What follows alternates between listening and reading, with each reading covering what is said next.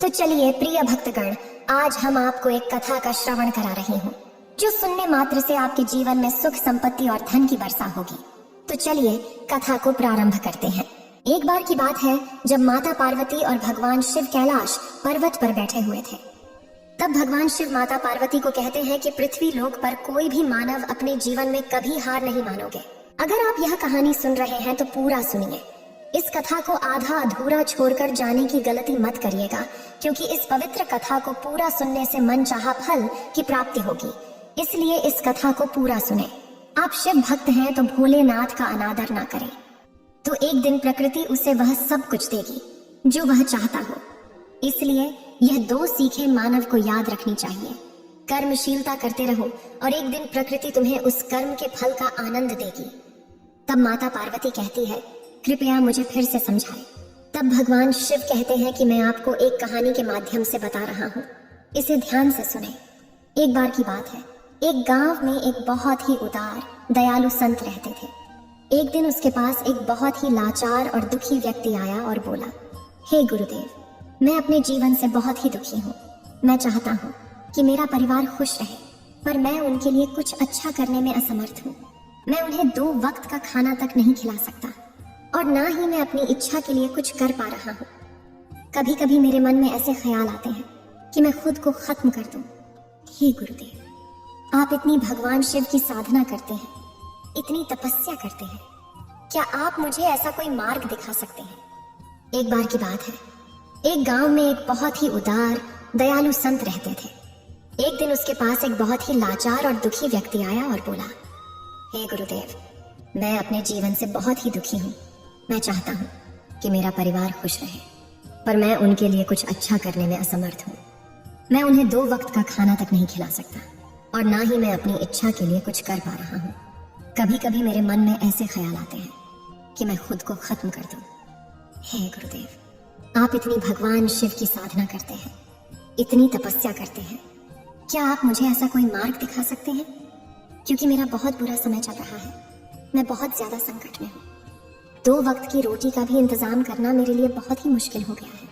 और अब आप ही बताइए, गुरुदेव की ऐसे समय में मैं जिंदा रहूं तो कैसे रहूं, और कैसे अपना परिवार चलाऊं, कैसे उन्हें खुश रखूं और मैं अपनी कठिनाइयों से बाहर निकल सकूं। हे गुरुदेव, कृपया करके मुझे कोई साधारण सा तरीका बताने की कृपया करें, ताकि मैं आसानी से समझ सकूं। क्योंकि गुरुदेव, मैं पढ़ा लिखा नहीं हूं। अगर आप बड़ी बड़ी बातें करेंगे तो मुझे समझ में नहीं आएगा।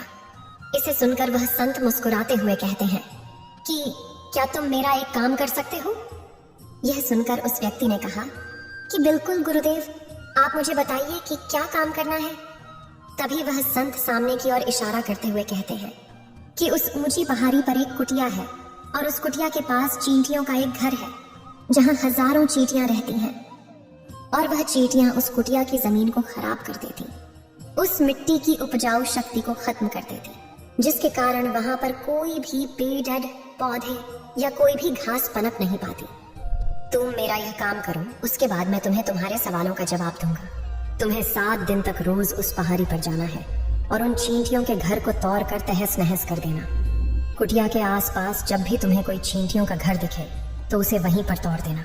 लेकिन याद रखना कि घर को तोड़ने में कोई भी चींटी मरनी नहीं चाहिए। वह युवक पूरी तरह से समझ गया। वह युवक वहां से चला गया। शायद उसे समझ में नहीं आया था कि वह संत ऐसा क्यों कह रहे थे।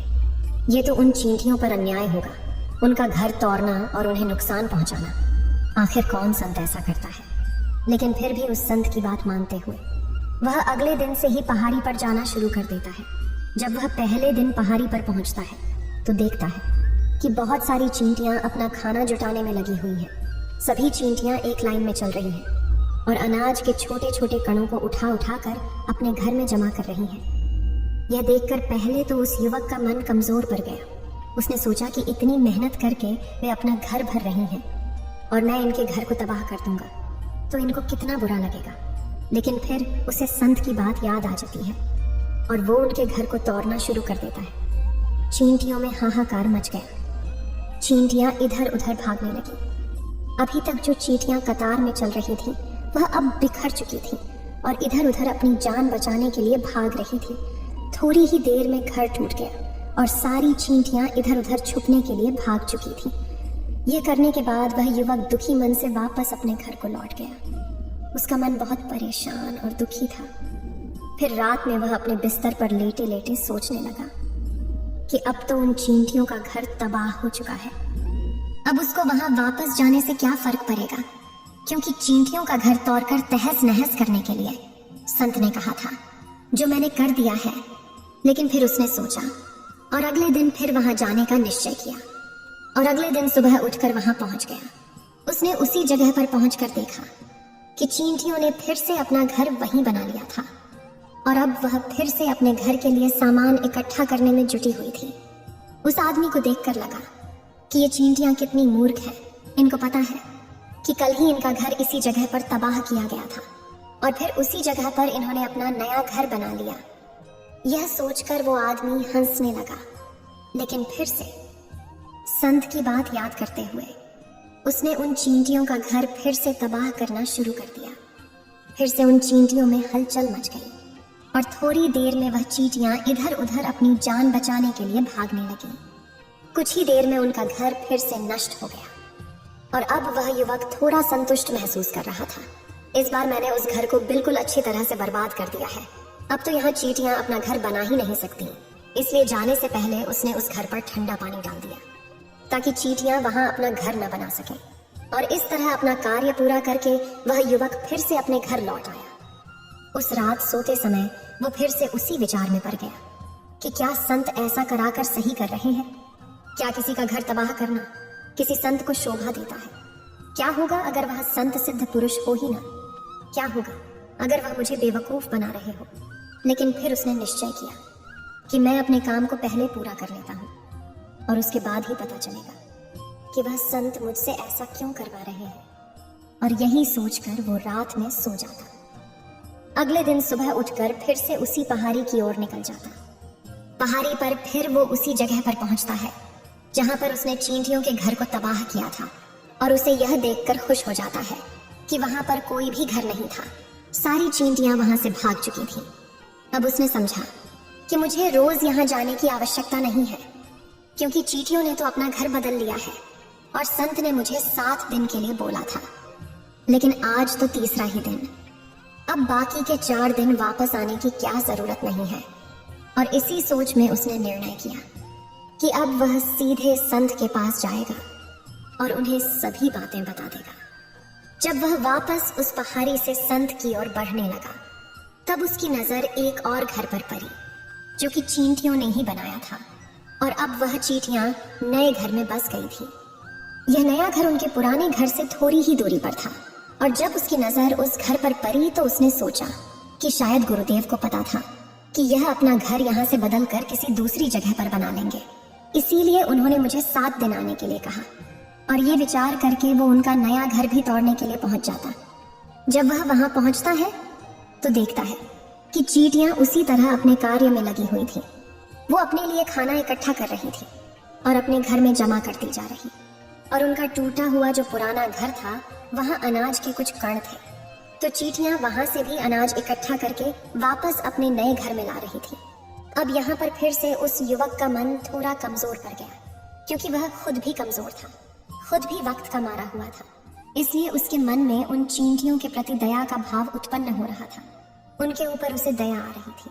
वह चाहता था कि चींटियों की वह मदद करे, लेकिन वह उल्टा उनको नुकसान पहुंचा रहा था। उसने संत की बात को याद करते हुए उसने फिर से उस घर को तोड़ने का निश्चय किया और उसने इस बार बड़ी ही सावधानी के साथ बिना किसी चींटी को कोई नुकसान पहुंचाए उसने घर तोड़ना शुरू कर दिया। उसे इस बार वक्त थोड़ा ज्यादा लगा, क्योंकि किसी भी चींटी को नुकसान न पहुंचाने की शर्त संत ने पहले रखी थी। इसीलिए उसको बड़ी सावधानी के साथ उन घर को तोड़ दिया। और उस घर को तोड़ने के बाद वह इस बार पहले से भी ज्यादा दुखी था, क्योंकि उसने उनका नया घर भी तोड़ दिया। वो उन चींटियों को बसने ही नहीं दे रहा था और अब वो अपने आप को शैतान समझने लगा। लेकिन फिर भी उस संत की बात को मानते हुए वह अपने घर पर दुखी मन से वापस आ गया। रात में सोने से पहले एक बार उसने फिर से सोचा कि मैं कितना बड़ा शैतान हूँ, कितना बड़ा दानव हूँ। पुराना घर तो छोड़ो, उनका नया घर भी तोड़ दिया। मैं उन चींटियों को कहीं भी बसने ही नहीं दे रहा हूँ। वो चींटियां मेरे बारे में क्या सोचती होंगी, वो कितनी धुतकारती होगी। लेकिन फिर भी उसने अगले दिन जाने का निश्चय किया और अगले दिन सुबह सुबह वह फिर से वहां पहुंच गया। वह यह देखकर फिर से आश्चर्यचकित रह गया। इस बार चींटियों ने एक और नई जगह पर अपना घर बनाया। वह पहले से भी ज्यादा ऊर्जा के साथ काम कर रही थी और उन्होंने एक रात में ही पहले से भी बड़ा घर बना दिया। और अब वह फिर से अपना अनाज इकट्ठा करने में लगी हुई थी। यह देखकर वह आदमी सोचने लगा कि ये चींटियां किस मिट्टी की बनी। मैं इनको बार बार यहाँ से भगाने की कोशिश कर रहा हूँ और ये यहीं पर अपना घर बना लेती है। क्या इनको पता नहीं है कि मैं इन्हें यहाँ पर कभी भी बसने नहीं दूंगा। बड़ी ताज्जुब की बात है कि ये चींटियां दिखने में इतनी छोटी हैं, लेकिन फिर भी यह मुझसे हार नहीं मान रही। और इस बार उसने गुस्से में उस घर को तोड़ना शुरू कर दिया। लेकिन इस बार तोड़ते समय उसके पैरों तले कुचलकर कुछ चींटियों की मौत हो गई। और कुचलने के बाद जब वह अपने अहंकार से बाहर आया तो उसने देखा कि गुस्से में उसने उन चींटियों को कितनी क्षति पहुंचा दी है। उसका मन पश्चाताप से भर गया और वह रोते हुए अपने घर की तरफ बढ़ गया। रात में सोते वक्त उसने सोचा कि मैं उन चींटियों पर बहुत अत्याचार कर रहा हूँ, अब उन पर ज्यादा अत्याचार मैं नहीं कर पाऊंगा। और यही सोचकर वह अगले दिन उन चींटियों के लिए अपने घर से थोड़ा आटा लेकर उसी पहाड़ी पर पहुंचा। आज उसके मन में उन चींटियों के प्रति श्रद्धा का भाव और दया का भाव उत्पन्न हुआ था। आज वह उनकी मदद करना चाहता था। और जब वह वहां पहुंचा तो चींटियां फिर से अपने नए घर को बनाने में जुटी हुई थीं। उसने बड़ी ही करुणा के साथ उन चींटियों को अपना लाया हुआ आटा खिलाया और अगले 3 दिनों तक वो ऐसा ही करता रहा। अब वह रोज सुबह जाता और उन चींटियों को अपने हाथों से आटा खिलाता। जैसे ही 7 दिन के बाद वो युवक उस संत के पास पहुंचता है और हाथ जोड़ कर बोलता है, हे गुरुदेव, मुझे माफ कर देना। मैंने उन चींटियों का घर तबाह करने की बहुत कोशिश की। मैंने उनका घर तबाह भी किया, एक बार नहीं बल्कि 4 बार। उसके बाद मैं हिम्मत नहीं कर पाया, उनके घर को तोड़ नहीं पाया। मैं समझ सकता हूँ कि मैंने आपका काम पूरा नहीं किया और इसके बदले आप मुझे वह तरीका भी नहीं बताएंगे जो मुझे मेरे बुरे समय से बाहर निकाल सकता है। लेकिन मुझे इसका कोई खेद नहीं। मुझे लगता है कि मैंने जो किया वह सही था, इसलिए मैं वापस जा रहा हूँ। कृपया मुझे मेरे घर जाने की अनुमति दीजिए। यह सुनकर वह संत मुस्कुराते हुए कहते हैं, ठीक है, चले जाना, पर पहले थोड़ा जलपान तो कर लो। ठहरो थोड़ी देर, फिर चले जाना। और इसके बाद संत उस युवक के लिए पानी लेकर आते हैं। पानी पिलाने के बाद संत उस युवक से पूछते हैं, तुम मुझे बताओ, तुमने उन छोटी चींटियों का घर तोड़कर तबाह क्यों नहीं किया? वह तो बहुत छोटी है और तुम इतने बड़े हो, फिर भी तुमने उन्हें तबाह नहीं किया। इस पर युवक ने कहा, हे गुरुदेव, मैंने उन छोटी चींटियों का घर तबाह कर दिया था और कई बार किया था। एक बार तो मैंने अपने गुस्से में उन चींटियों को हानि भी पहुंचा दी थी। लेकिन जिस दिन मैंने उनको हानि पहुंचाई उसी दिन मुझे लगा कि मैं इनको क्यों हानि पहुंचा रहा हूँ, क्यों इनको इतनी तकलीफ दे रहा हूँ। और उसी दिन से मैंने उनको क्षति पहुंचाने की बजाय उनकी सहायता करनी शुरू कर दी। यह सुनकर संत ने कहा कि यही तो सीखने की बात है। एक छोटी चींटी हमें जीवन का संदेश देती। मैंने तुम्हें उन चींटियों का घर तबाह करने के लिए नहीं भेजा था। मैंने तुम्हें इसलिए भेजा था ताकि तुम वहां कुछ सीख सको। तुम मुझे बता सकते हो कि तुमने वहां से क्या सीखा? जब उस युवक ने यह सुना, उसने पूरी कहानी सुनाई। पूरी कहानी सुनने के बाद वह संत मुस्कुराते हुए बोले, बेटे, पहली सीख जो उन चींटियों से मिली है वह यह थी कि तुमने उनके घर को कितनी बार तोड़ने का प्रयास किया, कितनी बार कोशिश की, फिर भी उनका घर तबाह हो जाए, पर उन्होंने हर बार अपना नया घर बना लिया। उन्होंने कभी भी हार नहीं मानी। अगर उन्होंने हार मान ली होती तो वह चींटियां तो वे अपना नया घर नहीं बना पाती। और हम मनुष्य तभी टूट जाते हैं जब हम हार मान लेते हैं और फिर जीवन में प्रयास ही नहीं करते। और कुछ लोग तो अपनी जिंदगी को खत्म करने पर उतारू हो जाते हैं। लेकिन जानवरों में तुमने देखा होगा कि वह अपना जीवन स्वयं से कभी खत्म नहीं करती है। तुमने कभी नहीं सुना होगा कि किसी जानवर ने आत्महत्या कर ली, चाहे वह जानवर कितना ही भूखा क्यों ना हो, कितना ही दुखी क्यों ना हो, लेकिन वह अपने जीवन के लिए हमेशा संघर्ष करते रहते हैं। लेकिन दूसरी तरफ हम मनुष्य 1-2 बार हताश होने पर ही अपना जीवन खत्म कर लेते हैं। जीवन तो कर्मशीलता है। कर्म करने का नाम है जीवन और मृत्यु आखिरी विराम है। इसलिए मृत्यु से पहले कर्म करना कभी मत छोड़ना, क्योंकि मृत्यु के बाद तो तुम क्या ही कर पाओगे। तो उससे पहले कर्म करना क्यों छोड़ रहे हो, क्यों हार मान रहे हो? अगर तुम्हारा एक घर टूट गया है तो दूसरा घर बनाने का प्रयास करो, कोशिश करो, और कोशिश करने वालों की कभी हार नहीं होती। ये बात तुम उन छोटी चींटियों को देखकर समझ चुके हो। देखने में तुमसे कितनी छोटी है वो चींटियां और तुम इतने बड़े हो, लेकिन उनका मन तुम्हारे मन से इतना बड़ा है कि इतनी बार घर टूटने पर भी उन्हें चींटियों ने कभी हार नहीं मानी थी। दूसरी सीख यह थी कि जब भी हमारे ऊपर बुरा समय आता है, हमें लगता है कि यह समय कभी नहीं जाएगा, यह समय मेरे जीवन को बर्बाद कर देगा, मुझे कभी जीने नहीं देगा। और अपने इन विचारों से, जिनका कोई अस्तित्व नहीं है, वो सिर्फ विचार है, और वही विचार हमारे मन को दुखी कर देते हैं। इसीलिए हम प्रयास करना भी छोड़ देते हैं। लेकिन सोचो, हमें बार बार प्रकृति से नुकसान होता है, लेकिन हमें यह भी देखना चाहिए कि इसका अंत कब तक होगा। हम अगर बार बार नए प्रयासों का आदान प्रदान करते रहेंगे तो प्रकृति भी हमारा साथ देगी। एक दिन वह हमारे लिए दया से भर जाएगी और हमें सब कुछ देने को तैयार हो जाएगी, जिसका हमने कभी सोचा भी नहीं था। तुमने देखा है कि तुमने पहले वह चींटियों को हानि पहुंचाने के लिए क्या क्या किया, परंतु बाद में तुमने उन्हें खाना खिलाया और उनकी मदद की। क्या यह इसलिए हुआ क्योंकि तुमने देखा कि वे कभी हार नहीं मानती थी? इसी तरह अगर तुम भी कभी हार नहीं मानोगे तो एक दिन प्रकृति भी तुम्हें वह सब कुछ देगी जो तुम चाहते हो। इसलिए भगवान शिव कहते हैं, कभी हार नहीं मानो, सिर्फ कर्म करते रहो, बस करते रहो। इतना कहकर भगवान शिव इस कहानी का समापन करते हैं। एक बार कमेंट में लिख दे ओम नमः शिवाय। इस वीडियो को बोलते समय कोई त्रुटि हो तो मैं क्षमा चाहती हूँ। उम्मीद है आप सभी को ये वीडियो अच्छी लगी होगी।